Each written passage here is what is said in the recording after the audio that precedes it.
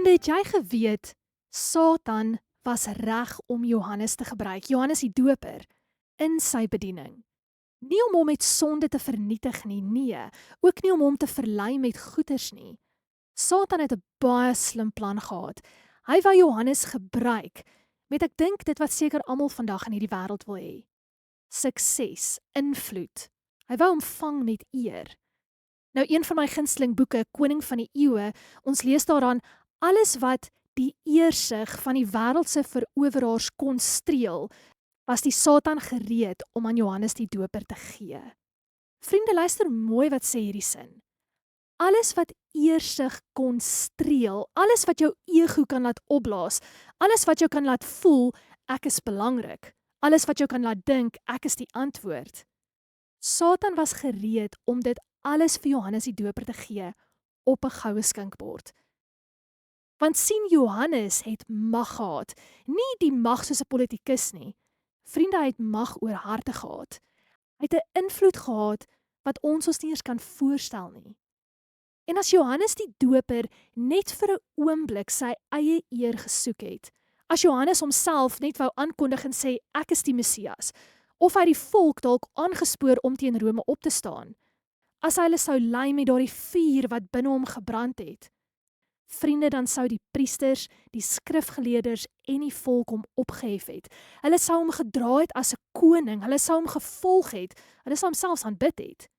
Dis hoeveel mag hierdie man gehad het, hoeveel aanhangers hy gehad het. Vandag se famous evangeliste is niks vergelyke met Johannes die Doper nie. Hierdie bosman, die woestynprofeet, sy naam ego nou nog deur die eeue. En elke dag het sy skare groter geword, meer mense het bygekom, meer mense het geluister, sy disippels het by die dag vermeerder. En vriende, Johannes het die waarheid gespreek, die regte, egte waarheid, en sy disippels het daardie waarheid bemerk, hulle het versprei en hulle het self gedra. Dit was 'n baie suksesvolle bediening, as mens dit so kan sê, 'n egte bediening, suiwer en 'n baie mooi bediening. Maar toe gebeur iets. Daar uit die verte kom iemand aangestap. Toe kom die lam van God. En iets wat ek dink nie ons sommer in vandag se wêreld sal sien gebeur nie, al die aandag wat op hom, Johannes was, die voorloper, het hy net so geplaas, net so laat val op die ware Messias. En toe, vriende, dag na dag het die skare om Johannes minder geword. Ek meen, dink net gou vir 'n oomblik daaraan. 'n Hele lewe van voorbereiding, 'n hele lewe van dissipline, 'n hele lewe van roeping. En binne oomblikke skuif alles. Die aansien, die gehoor, die mense, die volgelinge net so. En Jesus en sy disippels, vriende, hulle gaan nie na 'n ander dorp toe nie, hulle gaan eers na 'n ander provinsie toe nie, nee. By dieselfde water doop hulle verder. En alhoewel daar 'n gedeelte binne jou is wat sê, yes, dit is hoe dit moes wees, wil ek my tog verstout om iets vir jou te sê, daai ongemaklikheid wat jy dalk ook voel, dalk kan mens nie eens woorde kry daarvoor nie, maar die prentjie of idee dat hier is 'n bediening van waarheid, en dan kom 'n ander een en neem oor binne oomblikke. Dis asof mense die prentjie in ander woorde kan beskryf. 'n Nuwe predikant, 'n nuwe ouderling, 'n nuwe lidmaat wat inkom en begin klavier speel. Fantastiese preek. En sjoe, die les wat daai persoon neem. En dan verdwyn die vorige so weg in die agtergrond. Voel jy daai iets binne jou? Dis 'n ongemaklikheid, nê? En as jy dit dalk nie voel nie, vriende, dan dink ek jy weet wel waarvan ek praat. Jy het al gehoor daarvan, jy het dit dalk self ervaar of gesien gebeur. Maar daar is iets wat ek vandag met jou wil deel. En hierdie gaan ek dink teen alles gaan wat die wêreld ons leer. Die grootste doel is nie om onmisbaar te wees nie. Vriende, maar om so getrou te dien, dat mense jou uiteindelik nie meer nodig het nie. Ja, vriende, jy het reg gehoor. Die doel moet wees om jouself uit jou werk uit te werk. The goal should be to work yourself out of a job. Nie omdat jy nie meer omgee nie, of omdat jy minder lief het nie, maar omdat jou werk in evangelisasie nooit was om mense aan jou te bind nie. Jou werk was nog altyd om mense aan Jesus Christus te bind. Ons lees in Johannes hoofstuk 4, toe Johannes se disippels na hom toe kom en ek kan hulle amper hierdie woorde hoor sê: Rabbi, daar is die een wat jy so van getuig het. Hy en sy disippels, hulle doop self en die mense gaan na hulle toe. Weet, dis om soos na 'n predikant toe te gaan van jou gemeente en sê, leraar, kan ons asseblief meer na daardie persoon se preke luister? Of, weet, daai persoon daar wat die les gevat het, kan hy of sy die Bybelstudie bietjie meer begin lei? Nou die Gees van Profesie sê vir ons, alhoewel Johannes se bediening tot 'n einde gekom het baie binnekort, vriende, was dit baie moontlik vir hom, Johannes, om die werk van Christus te belemmer nou. Al was Johannes geroep, al was hy reg, al was hy so getrou, was dit moontlik dat hy die evangelie kon stuit. As hy net sou dink, maar hierdie is my gebied. Ek lei hierdie Bybelstudies. Ek het hierdie gemeente begin. Musiek is my afdeling. Ek is die evangelisasieleier. En vriende, luister mooi na hierdie quote, want weet jy wat lees ons verder? Hierdie gedrag, hierdie gedagtes, strem die vooruitgang van die evangelie op ernstige maniere. Ek meen, vriende, kom ons noem dit by die naam. As jy hierdie gedagtes koester, maar dis my gebied, dan saai jy tweedrag, jy keer, jy belemmer ernstig die werk van die evangelie. En dit is die direkte implikasies van selfsug, van eersug, van die eie ek. Nie net die vieslike onaangenaamheid nie. Vriende, maar so 'n persoon staan in die pad van God se werk. Met ander woorde, jy keer dat die evangelie 'n ander siel bereik, 'n ander hart aanraak, 'n kind weer terug na God bring. Nou, ek wil iets persoonlik vandag ook met jou deel. Toe ek begin het by die radiostasie so bietjie meer as 'n jaar terug, Lewende Beloftes is 'n program wat baie na in my hart is. Maar toe is daar vir my gevra om te fokus ook op 'n getuienisprogram en toekoms Stem van Getuies. En jy is welkom om daarna te gaan luister. Baie van die episodes is op YouTube, AWR Afrikaans, Stem van Getuies. En ek onthou dit soos gister.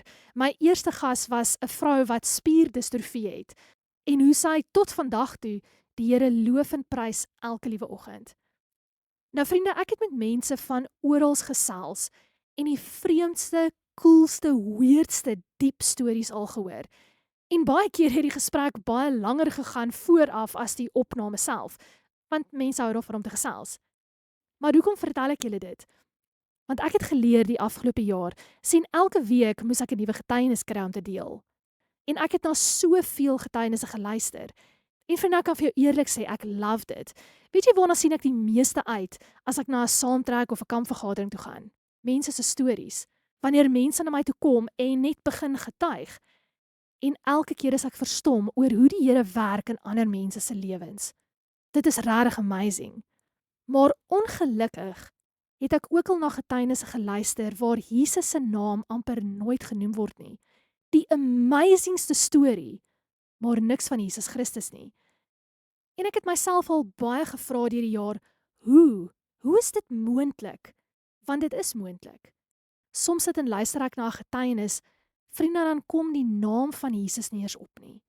Dis 'n getuienis, maar dis nie 'n getuienis van Christus nie. Dis 'n storie van die ek. En vriende, dis waar die gevaar is. Sien toe Johannes die Doper daar staan en sy disippels sê vir hom, al ons mense gaan soontoe na hom toe. Vriende, toe was dit Satan wat Johannes probeer versoek het, met hierdie gedagte. Johannes, jy is besig om minder te word. Johannes, jy is besig om vergeet te word. Johannes, jou invloed raak al hoe kleiner.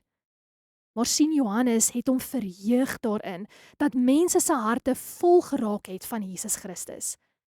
En partykeer, soms in die kerk word ons dit geleer, dat evangelisasie gaan soms oor om mense te versamel.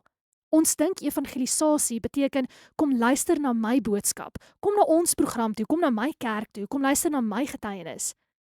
Maar Johannes leer vir ons 'n baie groot les hier. Ware evangelisasie gaan oor kom na Jesus toe. Want vriende, wanneer dit die boodskap is, dan gebeur iets. Mense se harte word aangeraak deur 'n bonatuurlike evangelie.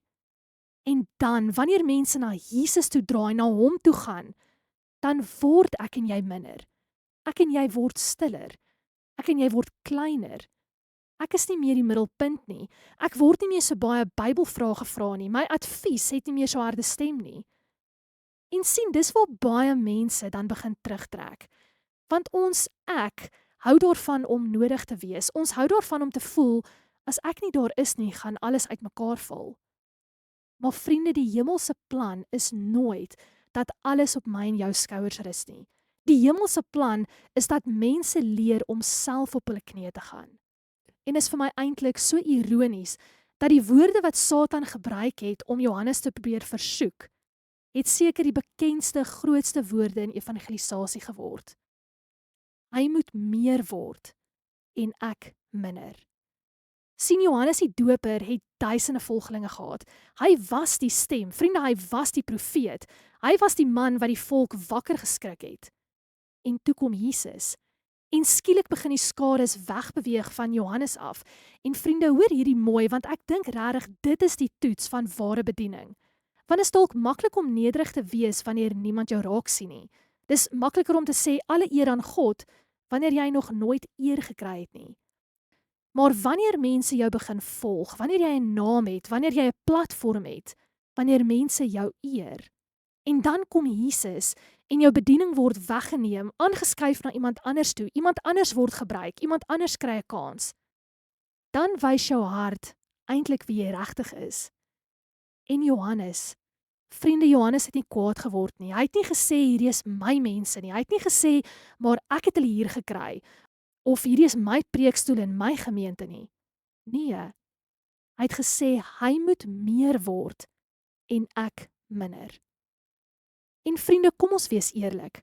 Sien, baie keer wanneer ons mense help, is daar iets in ons wat hou van hierdie gevoel. Hulle het my nodig. Hulle bel my, hulle vra my raad. Hulle kan nie sonder my nie. En dit klink dalk soos liefde, maar soms, vriende, is dit 'n baie mooi verpakte vorm van self.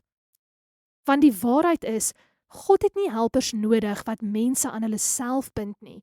God het helpers nodig wat mense leer om self die stem van Jesus te hoor. Want ongelukkig, vriende, daar gaan 'n dag kom wat jy nie meer daar is nie. Daar gaan 'n dag kom wat iemand jou nie meer kan bel nie. Waar jy nie meer mense kan bemoedig nie. Wanneer jy nie meer iemand kan dra nie. En dan moet daardie persoon steeds kan staan. Nie op jou woorde nie, nie op jou gebede nie. Ook nie op jou teenwoordigheid nie. Maar op Jesus Christus en hom alleen. En dit is hoekom Jesus die middelpunt van my en jou persoonlike getuienis daagliks moet wees. Want vriende, ons kan net deel wat ons het. En as jou hart vol van Jesus is, dan deel jy Jesus met ander. Maar as jou hart so bietjie oorloop van jouself, dis waar die gevaar is.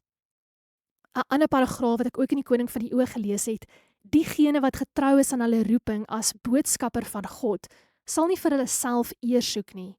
Liefde vir die eie ek sal verswelg word deur liefde vir Christus. Geen wetywering sal die heerlike saak van die evangelie bederf nie. Hulle sal besef dat hulle werk is om aan te kondig, soos Johannes die Doper, daar is die lam van God wat die sonde van die wêreld wegneem.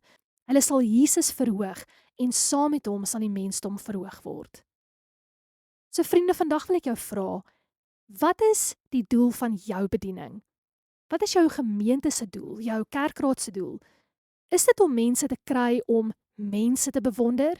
Is dit om mense te kry om jou te volg? Is dit om mense te kry om jou nodig te hê? Of is dit om mense te kry om so naby Jesus te leef, dat hulle eendag sonder jou kan staan? Vriende, dit is die hemelse definisie van sukses. Wanneer jy iemand leer bid en later bid hulle sonder jou. Wanneer iemand leer Bybel lees en later studeer hulle self.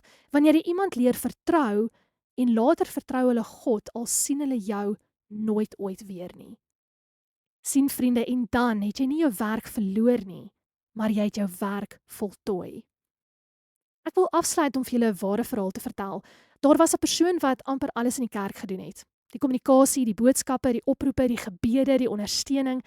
En almal het geweet as daardie persoon nie daar is nie, dan gaan niks gebeur nie. Maar een aand na 'n Bybelstudie het daai persoon in die kar gaan sit en begin huil. Nie omdat iemand lelik was nie, ook nie omdat die persoon nagekom was nie, maar omdat hierdie gedagte skielik in daai persoon se hart opgekom het. As ek môre nie hier is nie, gaan hierdie mense nog Jesus wil volg. Vriende, as ek en jy nie môre by die werk is nie, gaan daar nog 'n geestelike atmosfeer wees. As ek môre nie meer die een is wat bel en reël en dra nie, gaan daar nog 'n gebedsgroep wees. En hierdie persoon het tot die besef gekom, het ek miskien die Jesus link geword? Het ek miskien 'n godsdiens geword? Vriende, dis 'n baie gevaarlike plek om te wees, wanneer mense jou nodig het meer as wat hulle Jesus nodig het. Maar daardie aand het daai persoon op sy knieë gegaan en gesê, Here, maak my minder en word U meer. Vriende, ware evangelisasie is 'n Jesus-gesentreerde bediening. Woorde, dade, gedagtes wat Christus verheerlik. Nie 'n self-applous kry nie erkenning nie. Inteendeel, jy gaan verdwyn. Maar dit is presies die punt, want evangelisasie is nie om my en jou naam groot te maak nie, dis om Jesus se naam groot te maak. En as jy eendag sien mense stap met God sonder jou, of jy sien eendag dat mense bid sonder jou, jy sien dat mense getuig sonder jou, as jy eendag sien hulle hou vas aan Christus sonder jou, vriende, moenie dink jy is vervang nie. Wees bly soos Johannes die Doper, want dit beteken die saad het wortel geskiet. Dit beteken jou arbeid was nie verniet nie. Dit beteken die evangelie het sy doel bereik. En dan kan ons saam met Johannes sê, met vreugde, hy moet meer word en ek minder. En dit, vriende, is wanneer jou lewe werklik begin tel vir die ewigheid.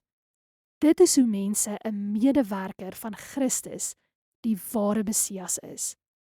Wanneer ons mense na Jesus toe bring, leer om met Jesus te gesels om meer hom lief te hê en minder van my en jou. Kom ons bid saam, vriende. Ons hemelse Vader, baie dankie vir die voorbeeld wat Johannes die Doper gegee het. Dankie Here dat hy gestaan het vir die lam van God. En dis ons gebed vandag, Here, word meer in ons. Asseblief Here, en help ons, leer ons, lei ons om minder te word. Mag dit elkeen wat luister is, se behoefte wees in elkeen se hart. Meer van U, Jesus Christus. Amen.